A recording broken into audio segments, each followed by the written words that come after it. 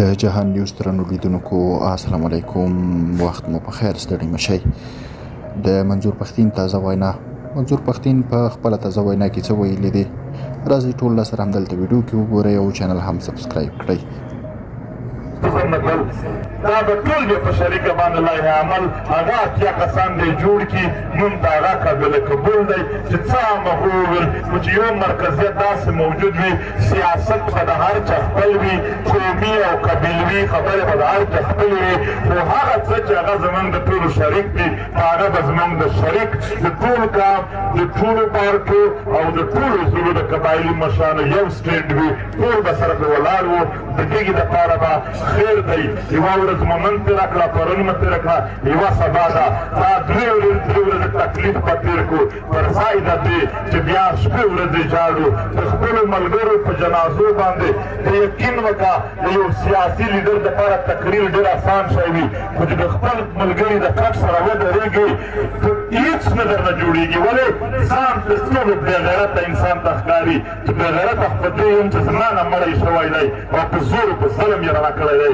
تاسې د هر قبایلي مشر، تاسې د هر سماجي مشر، تاسې د هر د پیشې مشر او د هر سیاسي ګوند مشر چې کوم دی دا په دې باندې خفه کېږي په خپل ورکر باندې.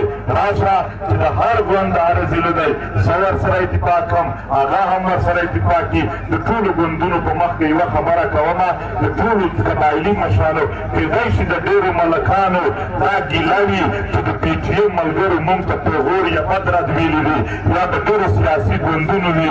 زه د ټولو په مخ کې ستاسو نه بخښنه غواړم. پارڅو که زما له اړخه زما د ورکر له اړخه ما خپل چیرې نه دي ویلي، خو که زما ورکر ویلي دي او که په دوی کې چا ویلي وي زموږ له اړخه معاف دي. یو بل ته به په تېر معافي وکړو، راتلونکی به سره ښکلی کړو. یو مو وطن دی، یو مو مذهب دی، یو مو ژبه ده، یو مو حالات دي. د دغې علاج هم په یو ځای کېږي.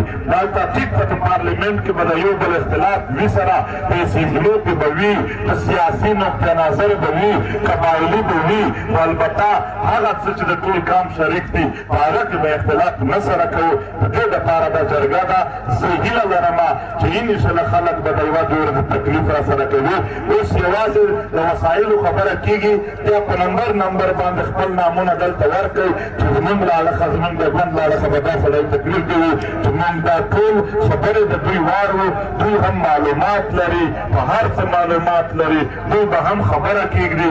موږ به ټول دلته هم ولیکو، ډېره په کیمپونو کې هم هغه سره شریک کړو. ډېره مننه. زه بیا هم وایم چې په دې پنډال کې ځوانان به کوشش نه کوي. زه تر اخره پورې وینم چې مشران ناست دي، خو بیا هم چې ځوانان وو دا د ځوانانو پنډال نه دی، دا د مشرانو دی. مننه کوم، خدای مو آباد لره. خو کام ډېر لوی په هیله